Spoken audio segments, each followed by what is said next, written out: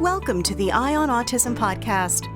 And now, please join our host, clinical psychologist Dr. Michael Romas, as he engages leading experts in autism and neurodiversity in thought-provoking discussions designed to inform, inspire, and support people on the autism spectrum, as well as their families, staff, and community. Welcome, folks. I'm so glad you can join us today. We have such an important show. And we have with us Wendy Elsen, an expert on the subject of supportive employment, and no better timing than right now. Wendy is a job development coordinator at DDI, where she has worked for 12 years. Prior to DDI, you held similar roles at Mary Haven and United Cerebral Palsy. Throughout your 25-year career, you have worked with people who have traumatic brain injury, autism, and other developmental disabilities. And I want to say that you have helped hundreds of adults obtain gainful employment with a 95% retention rate in terms of successful job placements. That's pretty darn good. It really is. So why don't we begin by talking about what supported employment is and giving our audience a sense of the real deal. Sure. It's a pleasure to be here, first of all, so thank you for having me. My pleasure. Very passionate about the work that I do. Supported employment, the easiest way to put it would be it's when individuals with special needs are fully integrated into the community, working jobs with individuals that do not have a special need. They're in the environment where they're working, they're growing, they're thriving. We give them the supports that they need to be as independent as they possibly can. And it's a beautiful thing to see, when it all comes together. Wendy, how do you find the right match? Now, that's kind of a bundled question, because also you really need to know what skills you need to be working on, right, with the individuals and to even begin to make a good match. And I'm also assuming that you have to have employers that are receptive to people with challenges. So why don't you take us through the process? What does this look like? So we work with an agency called a state-funded agency called Access. We get our referrals from them. I get my individuals that come to me. Before we do any of the job development, we talk about what their interests are. Maybe they came from a position that they loved. Maybe it was warehouse, and that's what they want to do. Maybe they tell me, I really don't want to be around too many people. I want to just do my own thing. I want to work independently. So, I take some notes. I take some information. We do a vocational profile. So I find out a little bit about them personally. What do you like to do for fun? What areas where do you live? Like, what's near you? What is some of the entertainment places near you? To kind of scope out, maybe there might be something right in their backyard that we could pursue, right? Once I get all of that information, it takes me about an hour or so, then we start to get together, we start to meet, we start to look online to see if there's any companies that might be a good fit for them. Let's say that they're interested in stocking, right? So I'll take them to a store, such as, let's say, Walgreens, and we'll practice stocking skills. Stocking is not just putting something on the shelf, and sometimes they might not know what stocking is. They might think they know what stocking is. So I like to find out, do you really know what stocking is? It's checking the barcode. Do you know how to recognize a barcode? What is a barcode, right? It's facing. What is facing? Do you know what facing is? Facing is making sure all the labels are facing the customer. You want to bring everything forward so customers don't have to reach back. If the store is not fully stocked, you want to make it appear that it's fully stocked, so you bring everything forward. Checking expiration dates, do they know September is number 9? Do they know August is number 8? These are all things that I do with them, so we didn't just put something on a shelf, because that's not stocking. Stocking is so many things. I can take somebody's stocking and I can teach them so many different facets. What is an end cap? It's whatever the sale is that week in the store, that's on the end cap. So I kind of teach them a little bit, and I see too, they teach me and they show me what they can do. I see how their speed is, how is their attention to detail. Do I have to keep redirecting them back, or do they have it? Do they know? And so it gives me usually like maybe a couple of hours will give me a little snapshot, and if I'm not sure or I want to see more, I take them somewhere else. And that's just one genre. It depends on where their interests are. And if they tell me they want to do this job and I take them and we're not so strong in certain areas, then we'll try to look in another area. No matter what you do, cleaning comes up a lot. So even if they do not like cleaning, maybe we'll wipe down those shelves while we're stocking. So I try to get as much as I can with them to really see what they can do.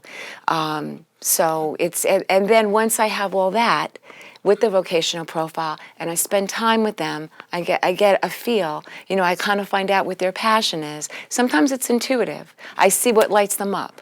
It's like I get a subject like sports and boom, they light up. Like it depends on what the topic is.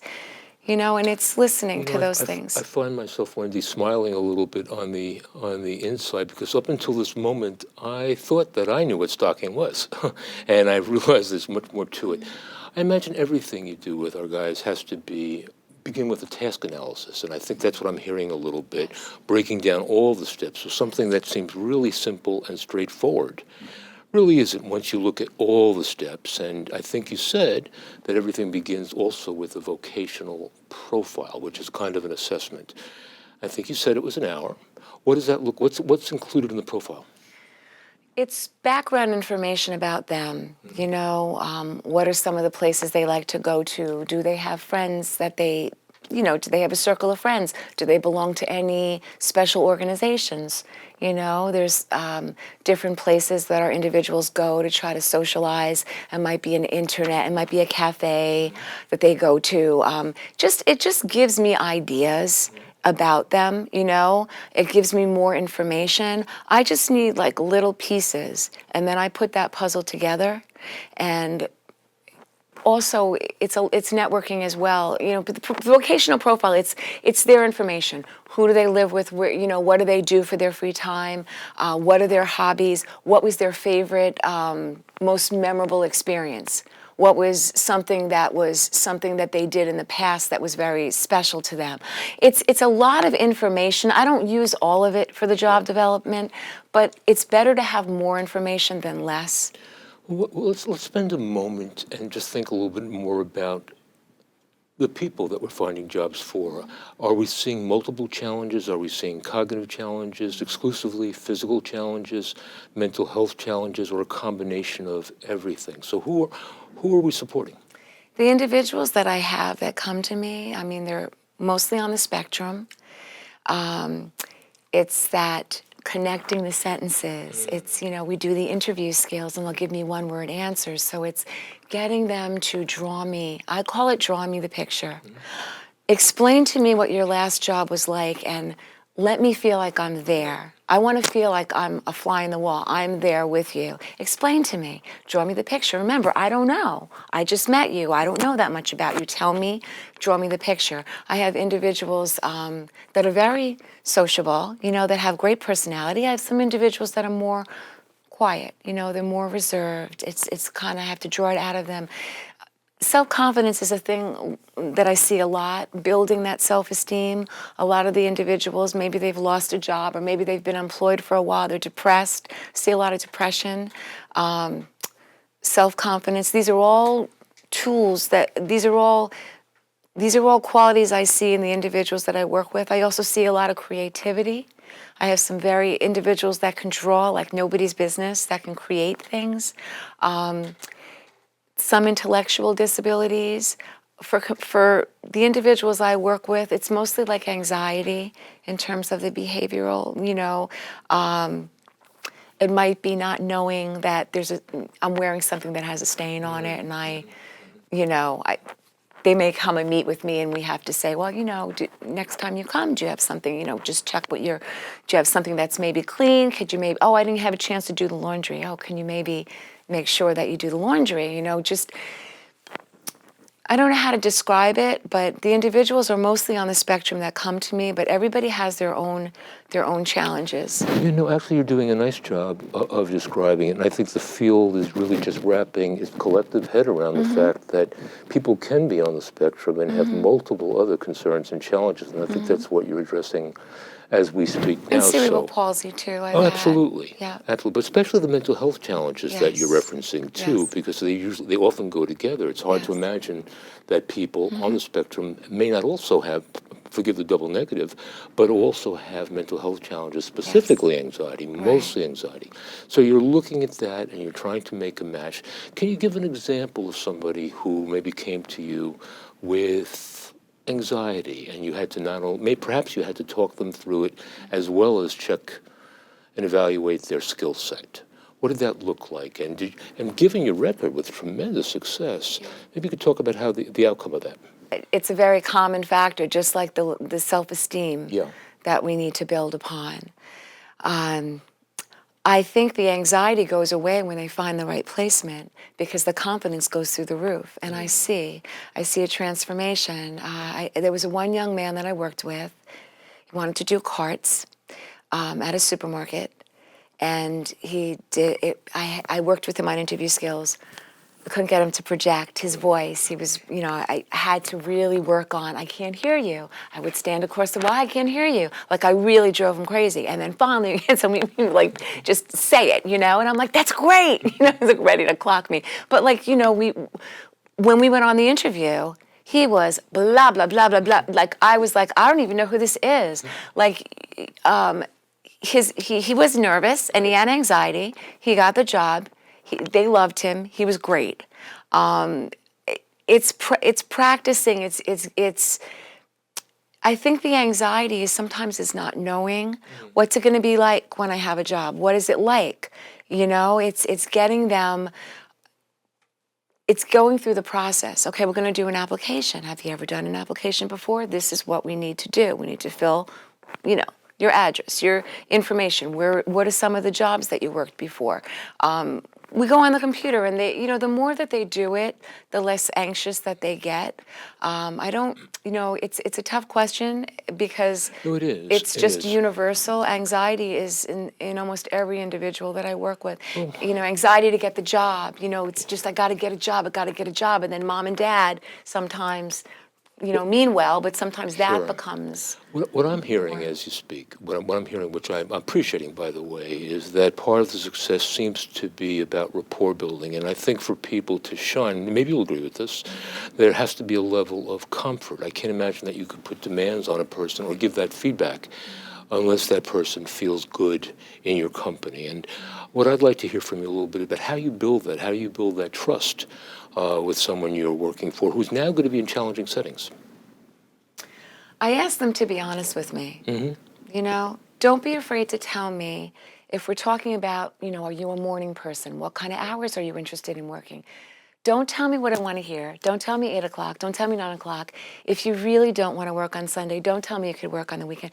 Tell me, just be honest with you. There's no judgment here. There's no judgment. If something happened at your last job and you don't feel good about it, just let's get it out there. Tell me what it was. Let's see what we can work on. So I don't judge them. They're really hard on themselves a lot of the times. So I try to take that pressure off of them. And it's not like one and done. It takes time. A lot of the individuals I pick up at their house, if they don't drive, I pick them up in the van. And in the van ride, we build trust. So what'd you do over the weekend? So what about this? So how's this going? So how's that going? Did you get your driver's license?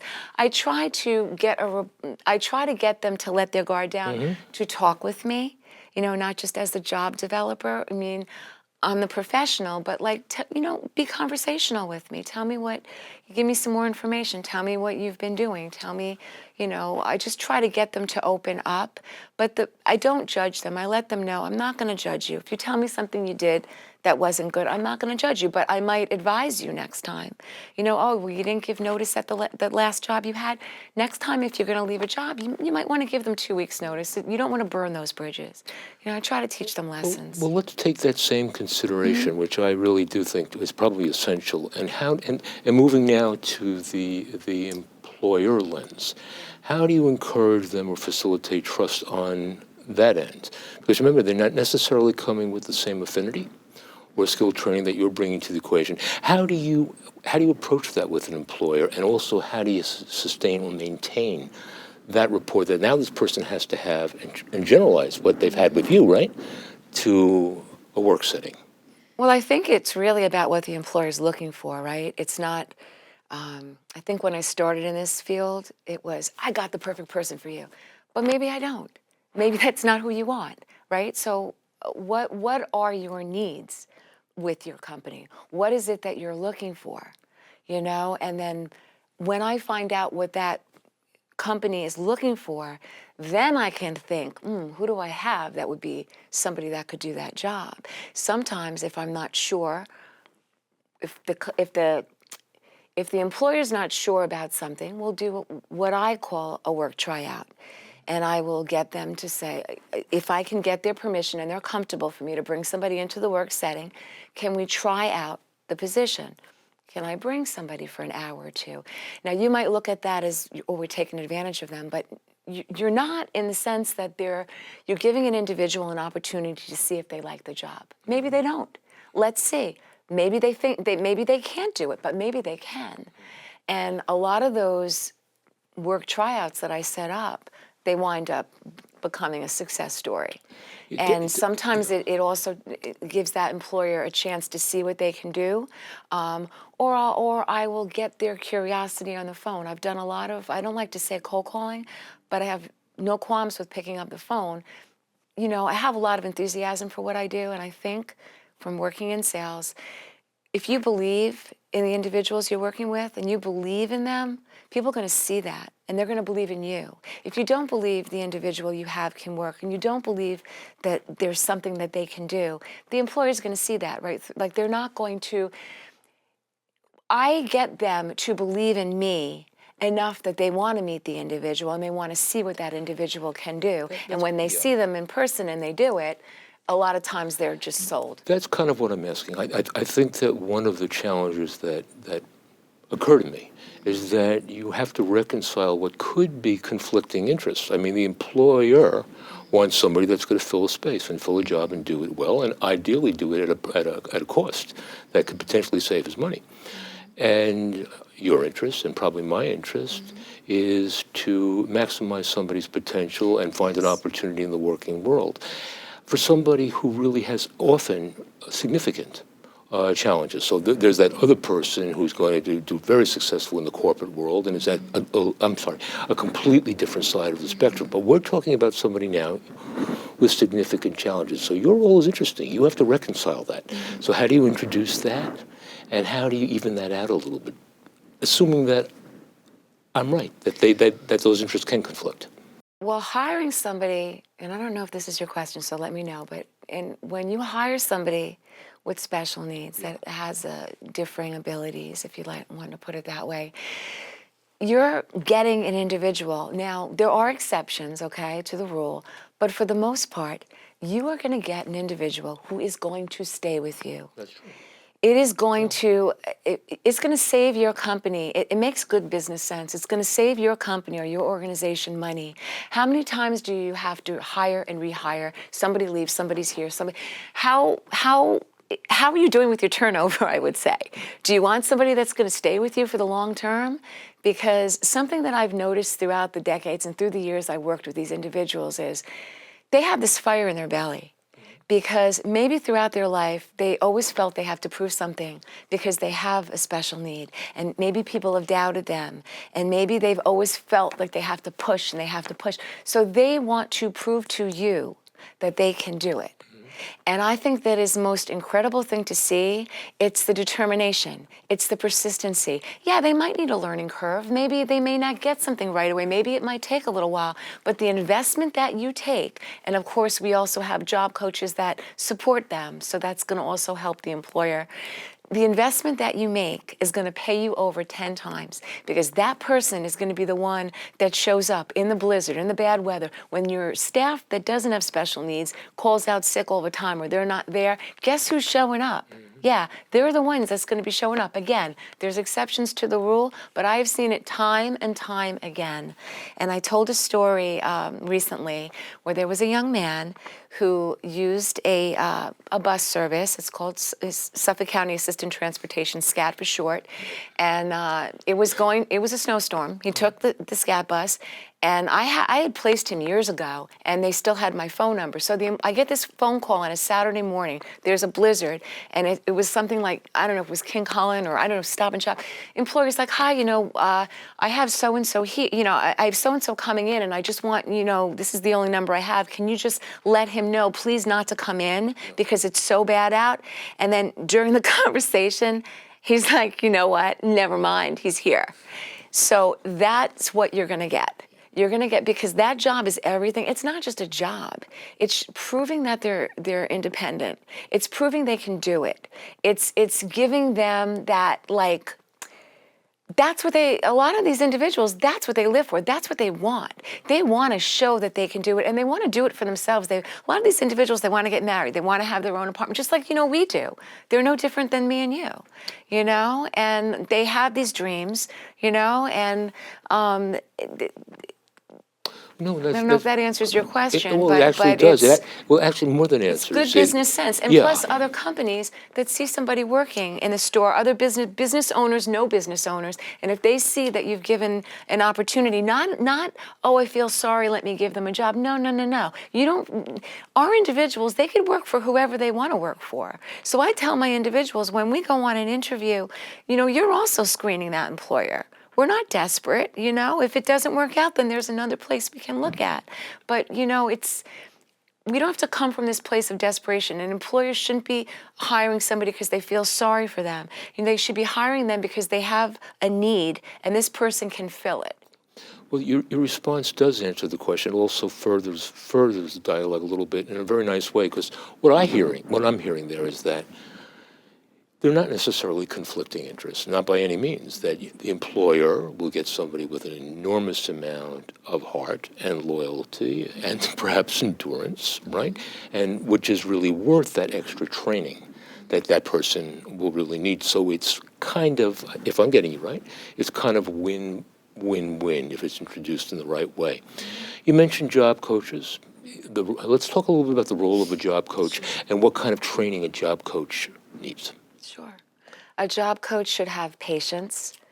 A job coach has different styles, as everybody has a different learning style. Some are audio, some are visual, some are more hands-on.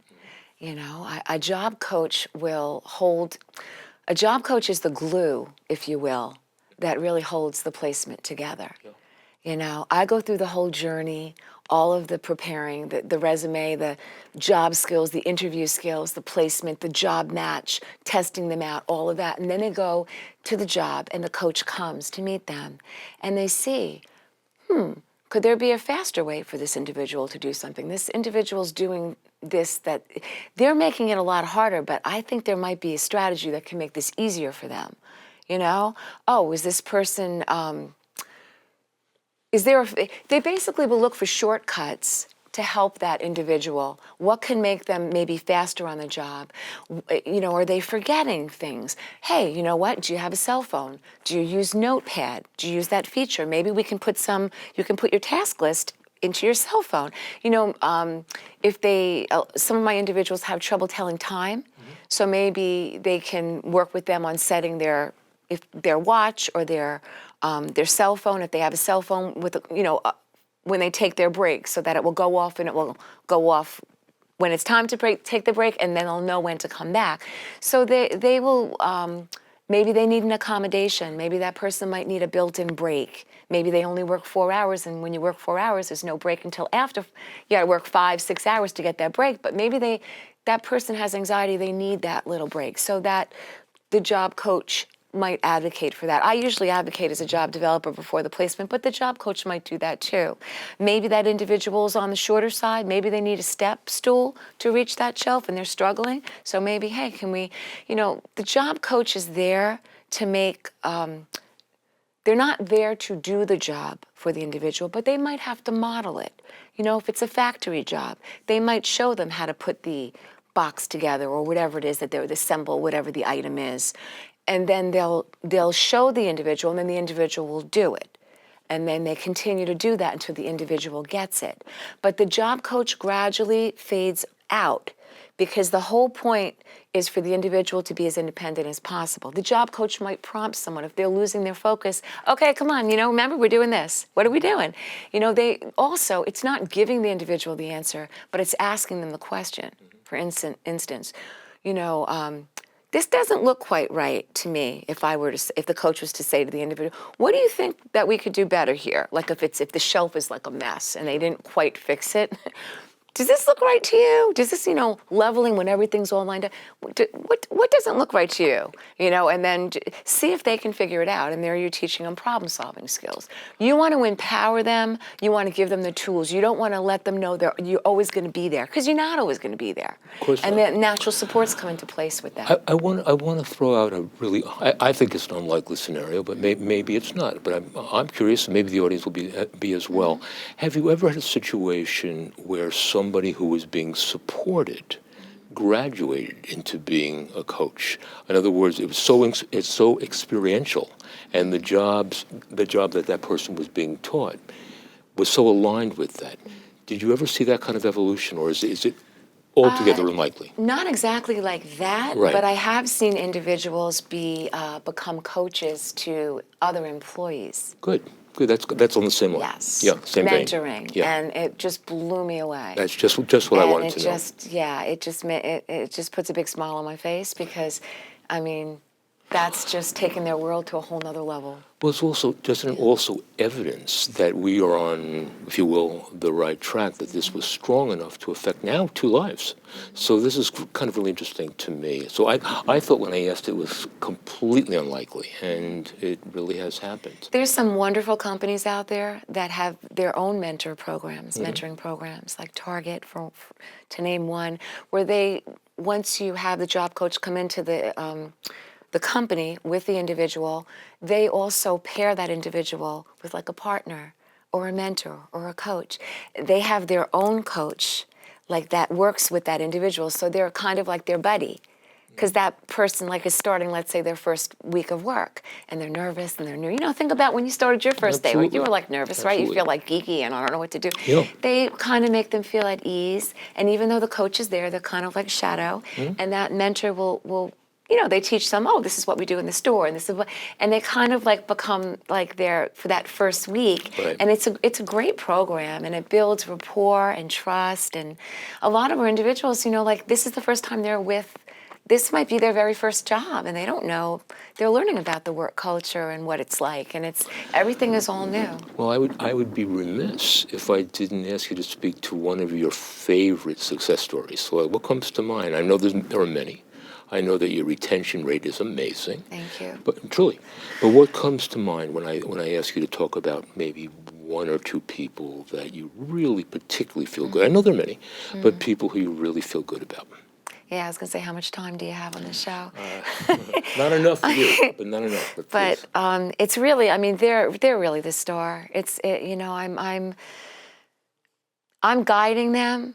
And I feel very grateful and very blessed to do the work that I do. It's not just finding them a job. It's so much more than that. Sometimes, without being cheesy, you're changing a life. You're teaching them a skill.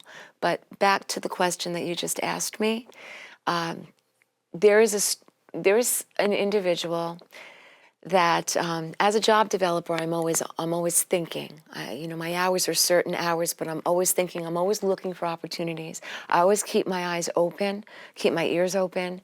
The switch is always on. When my day is done, the switch doesn't go off. It's always on. And there, happened to be at my eye doctor's office, going for an exam or whatever it was, and I was working with a young lady who really wanted something like a filing job. And this is going back to the times where there wasn't so much multitasking. It was like you did this one job, back to the times where you pulled out those file cabinets and you were able to file. Anyway, I had a young lady that I was working with, and I just threw it out there at the eye doctor's office. I said, I have somebody I'm working with. I'm a job developer. I work with individuals with differing abilities and skills, and I place them into I make successful job placements for them. Just wondering if you'd be open to meeting a young lady I'm working with. She's excellent with spelling. She's really good with proofreading. She really wants to do some kind of work like with filing, and she wants an office type of setting. And she does, she doesn't like to be around a lot of people. She's more like independent. So, long story short, that led to an interview. And the interview led to her getting the job. And I have kept the same eye doctor all these years. And I've forgotten. I've moved on. This was another agency I worked at. I'm no longer with that agency now. And I've forgotten. And I was at that eye doctor's office and totally didn't realize that she was still working there. What happened was they called me to remind me of my appointment. And I recognized the voice, and I said the name of the individual. I'm like, is this? And she's like, yeah. I'm like, I can't believe this is her name. I can't believe this is you. I said, your voice, it doesn't like, you sound very professional. Don't take this the wrong way, because she never liked to talk on the phone. She never liked to. So now this individual is not just filing in the back, which is what she wanted. She's out in front, which is where I think she should be. She's following up. She's calling patients, reminding them of their phone calls. So she's been there like it's got to be at least a decade or more that she's been at this place, at this one eye doctor's office. But they taught her all the aspects. It wasn't just filing. That's what she wanted to do. But they were able to say, hey, why don't you try this? And they really took an interest in her, and they got her more involved. And as a result, her social skills have improved, and she's got more confidence. And it's really great to see. What a thrill. I mean, really, what a thrill. What evidence of the good work you're doing. I got to tell you, your enthusiasm for this, kind of jumps through the screen. Thank you. And I think the audience is going to see that. It's heartfelt. It's obvious to me. Yeah. It's heartfelt. What I'm feeling right now in this moment is that this is not enough of Wendy Jill. So my feeling is to ask you to come back at a later date and really just share a little bit more. And I think I can tell you personally, I love hearing success stories. Who wouldn't? And especially at this depth to understand. So when I go to an eye doctor, I'm going to keep an eye, no pun intended, an eye out. Opportunities are everywhere. Yeah. And even what you don't think is an opportunity, one of the secrets that, if I have a second, I can tell you as a job developer, is I don't look in the usual places, because that's where everybody's looking. Everybody's looking online. I'm not saying it's not good to look online. Sometimes you do, you have to go online. There's a job, right? But, conversational. Sometimes you see something. I'm at the library. I pick something up. It spurns an idea. I follow up. I give a call. It might be just a junk brochure. It might lead me somewhere. Job developing is throwing everything against the wall. It's not just looking in tunnel vision. There's so much to it. There's a creativity piece to it. It's taking that individual's passion and say, okay, well, this person wants to fly a plane. Well, I don't know right now if we can be a pilot, but maybe there's something we could do. How about, did you ever think about working at an airport? Did you ever, it's taking that huge picture and how can we keep what that individual wants to do, but how could we maybe make it on a smaller scale and we can build up, Well, I do. I think it does require that broad range of thinking and the flexibility. I'm afraid we unfortunately have to put a period right there, but what a nice note to do that with. Yeah. I'd like to ask you about, so seriously, we'll talk. Sure. If you found this content useful, please like, subscribe, and turn on notifications to be alerted every time a new episode drops. Thanks again, and see you next time. Thank you for tuning in to the Eye on Autism podcast. If you found this content useful, please like, subscribe, and share your ideas for future episodes by following us on social. Until next time, thanks for tuning in.